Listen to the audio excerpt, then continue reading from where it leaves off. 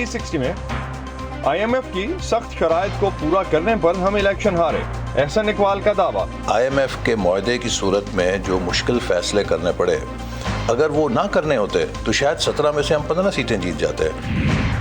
हुकूमती ऐलानात के बावजूद मजदूर कम से कम उजरत से महरूम क्यों? जब भी कोई आता है महकमे का बंदा, वो उन्हीं से पूछता है, वो अफसर रहते हैं, वो उनके साथ चला जाता है। हमसे तो आज तक किसी ने नहीं पूछा कि आपकी तनख्वाह कितनी है। और जानने की कोशिश करेंगे कि आर्कटिक में रहने वाले पोलर बियर माहौलियाती तब्दीलियों का मुकाबला कैसे कर रहे हैं।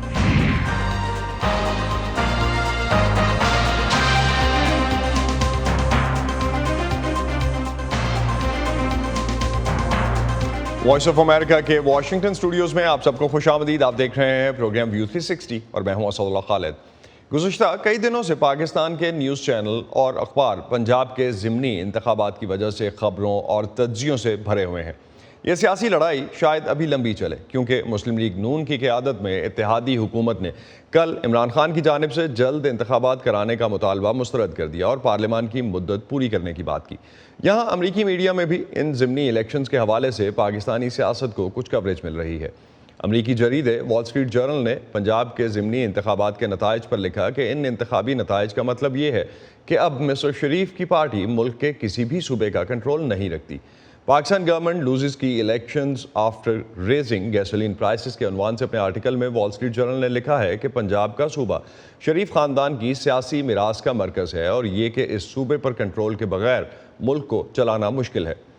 अखबार न्यूयॉर्क टाइम्स ने Imran Khan dominates Punjab vote deepening Pakistan turmoil के उन्वान से अपने आर्टिकल में तज्जिया करते हुए लिखा है कि इक़्तिदार से निकाले जाने के 4 माह से भी कम अरसे में इमरान खान की सियासी जमात ने मुल्क के सबसे ज़्यादा आबादी वाले सूबे में बड़े पैमाने पर इंतखाबी कामयाबी हासिल की।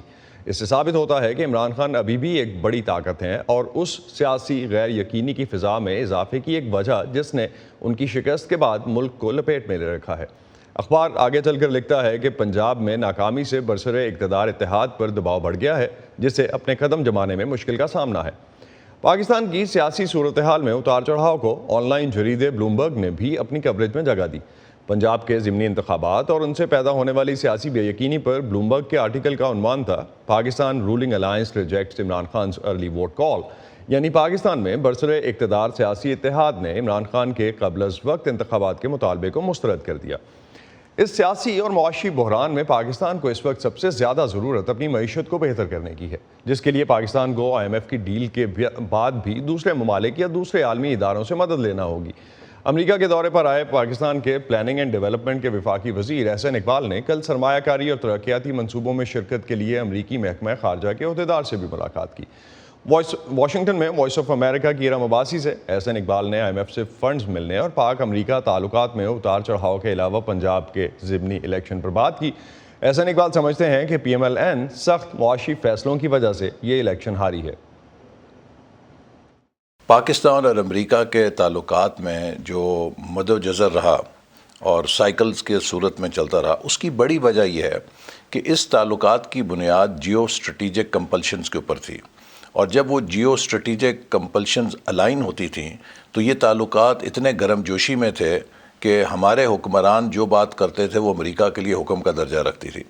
लेकिन जब वो सिनेरियो बदला और वो जियो स्ट्रेटिजिक कंपल्शंस चेंज हुई तो फिर उस ताल्लुकात में वो गर्म जोशी नहीं रही जिसके हम खूगर हो गए थे या आदी हो गए थे। तो ये एक बड़ा मद्दोजज़र ताल्लुकात में इसीलिए रहा कि हमने इन ताल्लुकात को सिर्फ सिक्योरिटी की आनक से देखा। इसीलिए ज़रूरी है कि हम पाकिस्तान और अमेरिका के माबैन ताल्लुकात को सिक्योरिटी से हटकर डेवलपमेंट और इक़्तिसादी ताउन की बुनियाद पर रखें। देखिए, पाकिस्तान दुनिया का 6ठा आबादी के लिहाज से सबसे बड़ा मुल्क है। पाकिस्तान में 60 से 80 मिलियन मिडिल क्लास है, जो किसी भी इंटरनेशनल बिजनेस के लिए नज़रअंदाज करना नामुमकिन है। IMF को ये जो पहली किस्त आनी है वो कब तक आनी है, और ये कितने मसाइल का हल और कितने महीनों तक या हफ्तों तक ये हल कर पाएंगे, क्योंकि मिफ्ता साहब खुद कह चुके हैं कि ये रकम काफ़ी नहीं है हुकूमत का निज़ाम चलाने के लिए। देखिए, IMF के जो बोर्ड का इजलास है वो अगस्त में मुतवक्के है, और जो ही बोर्ड से अप्रूवल होगी तो हमें उम्मीद है कि तकरीबन $1.7 बिलियन IMF سے موصول ہو جائیں گے. لیکن IMF کے ساتھ معاہدے کی جو اصل اہمیت ہے وہ یہ ہے کہ اس سے پوری انٹرنیشنل فائنینشیل کمیونٹی وابستہ ہے, اور جب IMF کے ساتھ آپ پروگرام پہ ہوں تو وہ ایک آپ کو فٹنس سرٹیفکیٹ مل جاتا ہے, انٹرنیشنل انویسٹرز کا کانفیڈنس ریسٹور ہوتا ہے, world bank, Asian development bank بھی آپ کو لینڈنگ کرتے ہیں, آپ کے جو دوست ممالک ہیں وہ بھی آپ کے ساتھ انویسٹمنٹ کرنے کے لیے تیار ہو جائیں گے. تو IMF کا معاہدہ is key for future investments in Pakistan. Muslim League Noon کے اندر بھی یہ اس پر مختلف رائے پائی جاتی تھی کہ کیا نو کانفیڈنس ووٹ لایا جائے, الیکشنز جلد کروایا جائے یا نہیں. اب جب آپ اپنے ہی گڑھ میں آپ کی جماعت بھاری اکثریت سے ہاری ہے, اب آپ کی کیا حکمت عملی ہوگی؟ کیا انتخابات آپ کروائیں گے؟ آپ دیکھیے, میں پہلی بات واضح کرنا چاہتا ہوں کہ حالیہ انتخابات کے نتائج کو تجزیہ کرتے ہوئے یہ بات پیش نظر رہنی چاہیے کہ یہ 17 سیٹیں وہ ہیں کہ جو 2018 میں مسلم لیگ نون ہار چکی تھی. یہ ہمارے گڑھ میں نہیں تھیں, بلکہ ان سیٹوں میں سے ہم نے 4 سیٹیں مزید اضافہ کیا ہے. یہ ہم سے ہاری ہوئی سیٹیں تھیں جس میں الیکشن ہو رہا تھا. البتہ اگر ہمیں IMF کے معاہدے کی صورت میں جو مشکل فیصلے کرنے پڑے, اگر وہ نہ کرنے ہوتے تو شاید 17 میں سے ہم 15 سیٹیں جیت جاتے. یہ ہم نے ایک بہت بڑی قیمت ادا کی ہے پاکستان کی معیشت کو بچانے کے لیے. پورا پاکستان میں وہ سیلیبریٹ بھی کر رہی ہے PTI, اور اوبویسلی اس کو وہ اپنے آنے والے عام انتخابات میں بھی استعمال کریں گے. آپ کے خیال میں اب بھی آپ کی حکومت کو اپنی مدت پوری کرنی چاہیے؟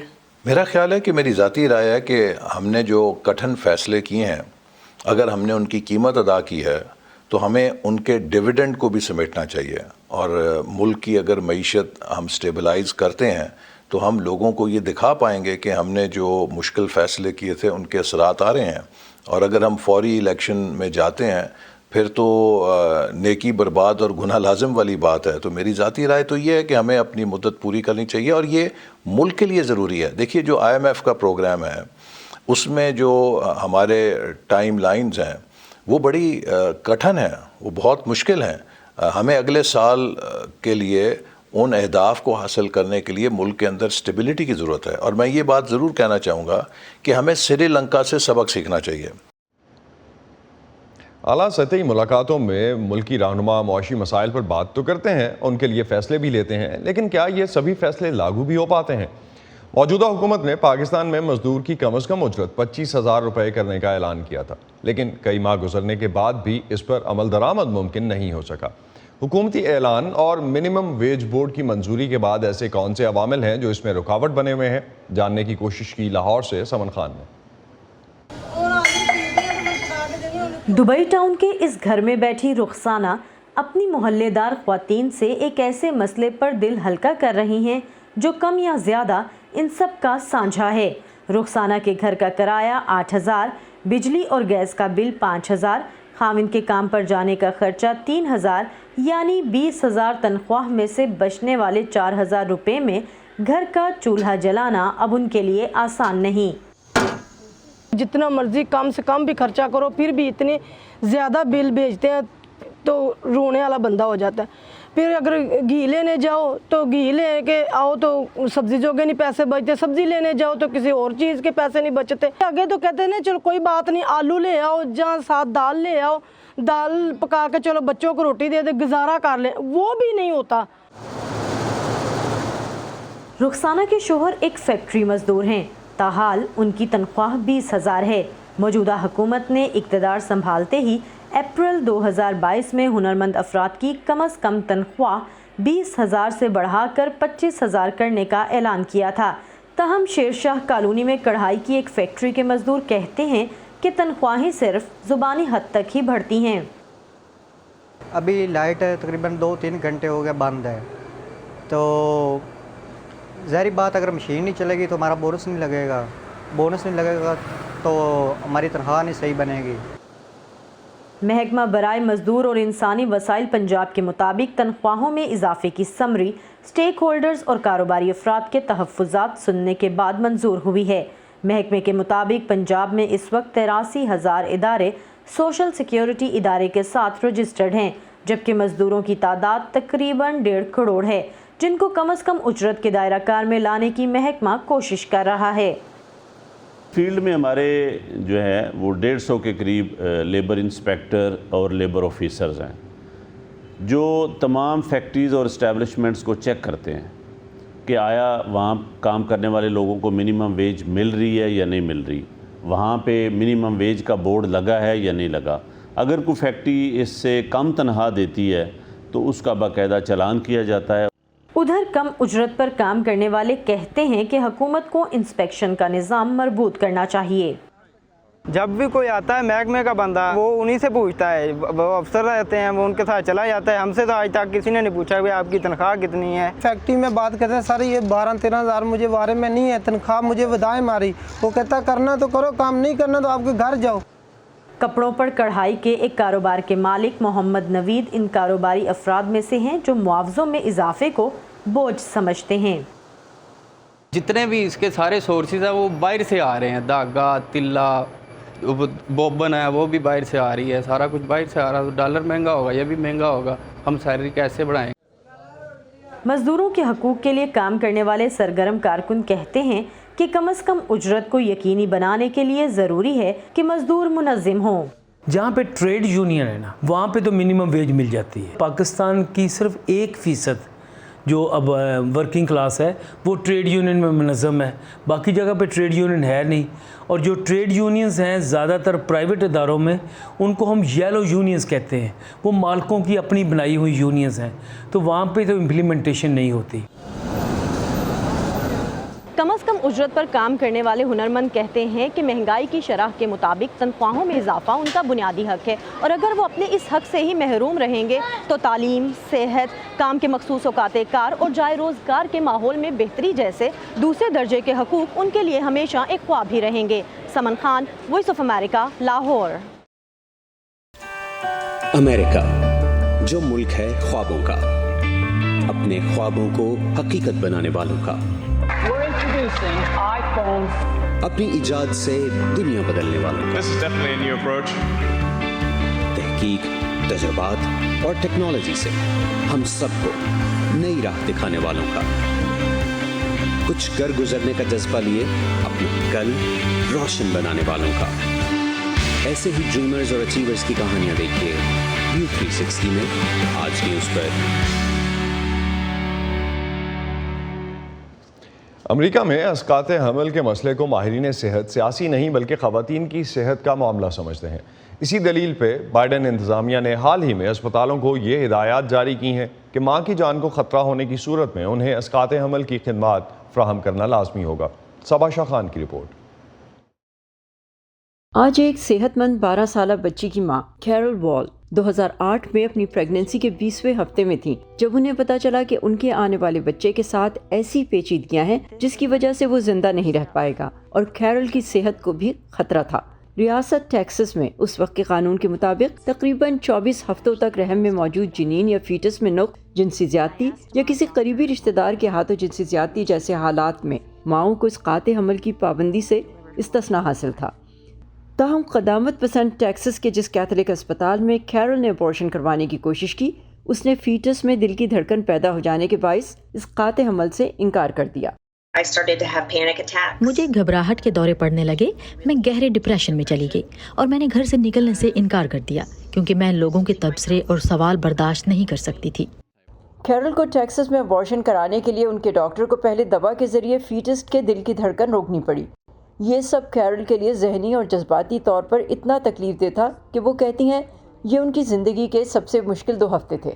रियासत टेक्सास उन तकरीबन निस्फ अमरीकी रियासतों में शामिल है जहाँ इसकात हमल से मुताल्लिक़ 50 साल पुराने रो वी वेड नामी फ़ैसले को ख़त्म करने वाले 24 जून के अमरीकी सुप्रीम कोर्ट के फ़ैसले के बाद अबॉर्शन पर या तो तकरीबन मुकम्मल पाबंदी लग गई है या उस तक रसाई को मज़ीद महदूद कर दिया गया है। हमें अभी से इसके शदीद मनफी असरात नजर आने लगे हैं। हम ऐसे लोग देख रहे हैं जो ज्यादा अरसे तक हमल रखने पर मजबूर हैं, यहाँ तक कि किसी करीबी रिश्तेदार के हाथों जिनसे ज्यादती का शिकार होने वाली छोटी उम्र की बच्चियाँ, और वो भी जिनके जिस्म हमल को बर्दाश्त करने के काबिल नहीं, उन्हें भी हमल खत्म करने में इंतजार करना पड़ रहा है। तो हम दर हकीकत इस तरह से जिस्मानी सेहत को खतरे में देख रहे हैं।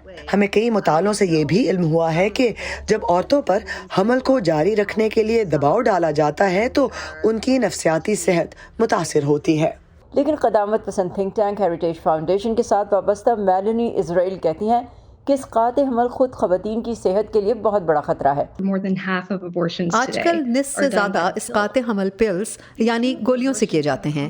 ان کیمیائی اسقاط حمل کی پیچیدگیوں کی شرح ایک دہائی میں ہونے والے سرجیکل اسقاط حمل سے 4 گنا زیادہ ہے، اور انہیں یہ گولیاں دینے والے ان سے جھوٹ بلواتے ہیں کہ یہ ان کا اختیاری ابارشن نہیں بلکہ مس کیریج ہے۔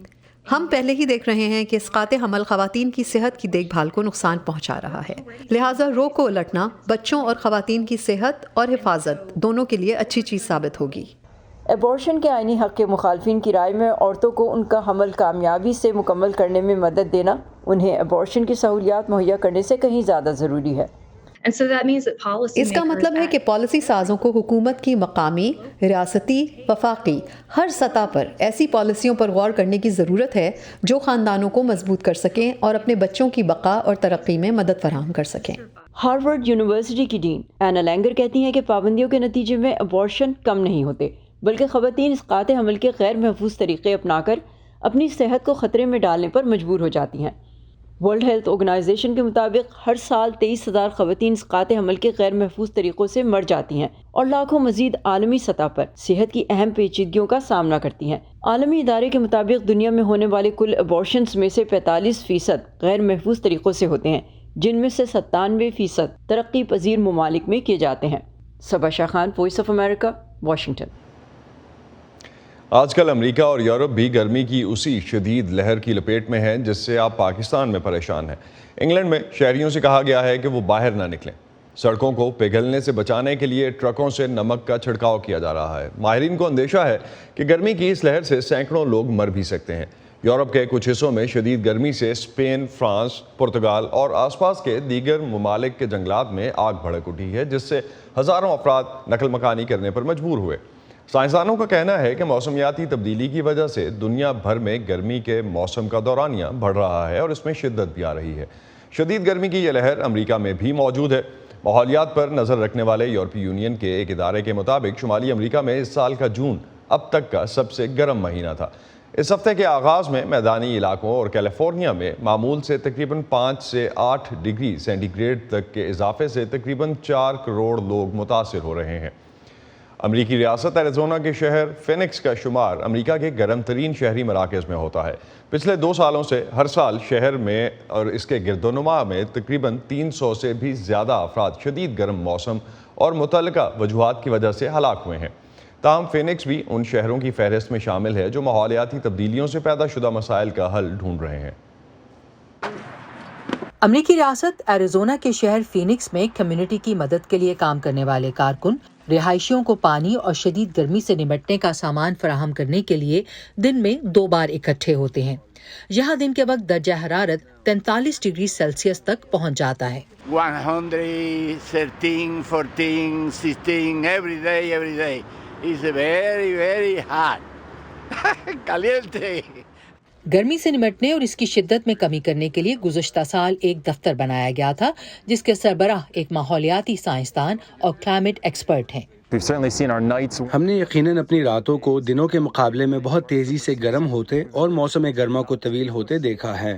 ہماری خوش قسمتی ہے کہ ابھی تک درجہ حرارت 1990 میں بننے والے بلند ترین درجہ حرارت کے ریکارڈ سے اوپر نہیں گیا ہے۔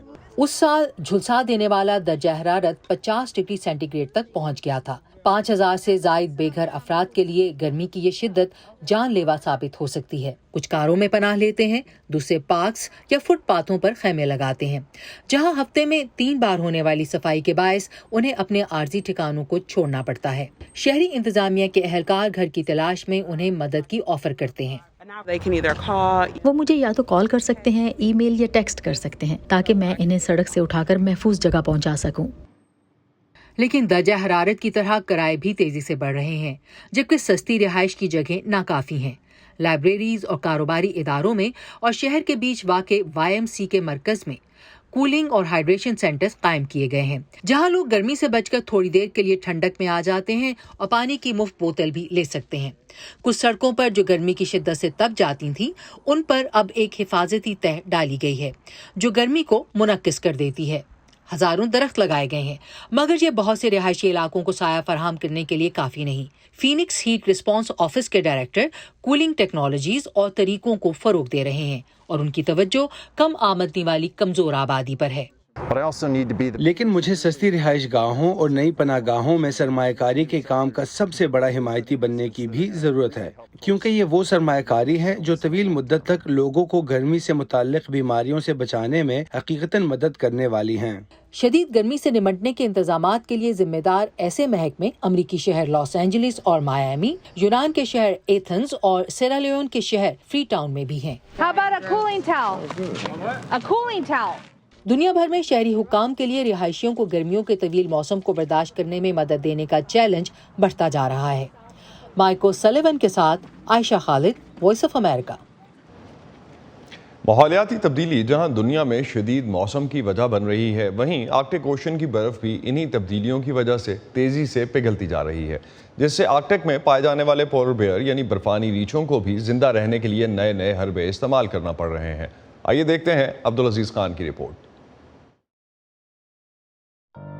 बर्फानी रीछ के लिए समंदर में तैरना कोई नई बात नहीं, लेकिन अब ये इनकी मजबूरी बनती जा रही है, क्योंकि माहौलियाती तब्दीली की वजह से आर्कटिक सर्कल में बर्फ पिघलने से बर्फानी इलाका कम हो रहा है। इसकी वजह से बहुत से बर्फानी रीछ गर्मी आने पर या तो जमीन पर कैद होकर रह जाते हैं या फिर बर्फ तक पहुंचने के लिए उन्हें तैरकर तवील फासले तय करने पड़ते हैं। यूएस जियोलॉजिकल सर्वे ने यह जानने की कोशिश की है कि गर्मियों के मौसम में बर्फानी रीछ को जमीन से आर्कटिक की बर्फ तक पहुंचने के लिए कितना फासला तय करना पड़ता है। जब 52 बर्फानी रीछों के अंदर सैटेलाइट ट्रैकर्स लगाकर जीपीएस सिस्टम से इनकी गुजरगाह का खोज लगाया गया तो पता चला कि इन्होंने तैरकर औसतन 96 मील का फासला तय किया, जबकि इनमें से एक रीछ ने मुसलसल तैरकर 220 मील का सफर तय किया। मगर Guinness book of world records के मुताबिक सबसे तवील फासला जो किसी भी बर्फानी रीछ ने तैर कर तय किया है वो 426 मील था, और इसको तय करने वाला रीछ मुसलसल 9 दिन से भी ज्यादा तैरता रहा। कम होती हुई बर्फ इन फासलों को मजीद बढ़ाती जा रही है, और माहिरीन का कहना है कि कम खुराक के साथ इतना तवील सफर तय करने के बाद बर्फानी रीछ अब कमजोर हो रहे हैं। हाल ही में ग्रीनलैंड में बर्फानी रीछों की एक ऐसी आबादी पाई गई जो समंदरी बर्फ के पिघलने की वजह से अपनी बाकी आबादी से अलग हो गई थी। समंदरी बर्फ के खत्म हो जाने के बाद सैकड़ों रीछों की ये आबादी ग्लेशियर्स की बर्फ पर जिंदा है, और ये आबादी तवील अरसे से अपनी ही नस्ल के रीछों से अलग रहने के नतीजे में जिन्याती लिहाज से भी बाकी बर्फानी रीछों से मुख्तलिफ हो चुकी है। बहरा मुंजमद शुमाली में दर्जा हरारत दुनिया के दूसरे समंदरों के मुकाबले में 4 गुना तेजी से बढ़ रहा है। इस माहौलियाती तब्दीली की वजह से बर्फानी रीछ या तो तवील फासले तय करने की कोशिश में लगे हैं या फिर समंदरी बर्फ को छोड़कर जमीन से करीब ग्लेशियर्स की मीठे पानी की बर्फ पर इन्हिसार कर रहे हैं। माहिरीन का अंदाजा है कि बर्फानी रीछ की आबादी आज 26,000 के करीब है, मगर इसको खतरा शिकार से नहीं बल्कि मौसमी तब्दीली से है। Abdul Aziz Khan, Voice of America, Washington. इसी पर ख़त्म करते हैं आज का व्यू 360। स्टे सेफ और पाकिस्तान और खित्ते समेत दुनिया भर की अहम खबरों और दिलचस्प मालूमात के लिए आप आ सकते हैं हमारी वेबसाइट urduvoa.com पर। यह सारा कंटेंट आपको मिलेगा हमारे सोशल मीडिया प्लेटफॉर्म्स पर भी, facebook.com/VOA Urdu, यूट्यूब पर हमारा चैनल है VOA उर्दू के नाम से, और ट्विटर इंस्टाग्राम पर हमारा हैंडल है @VOA Urdu। अब तक के लिए इतना ही। असदुल्लाह खालिद को इजाज़त दीजिए। खुदा हाफिज़।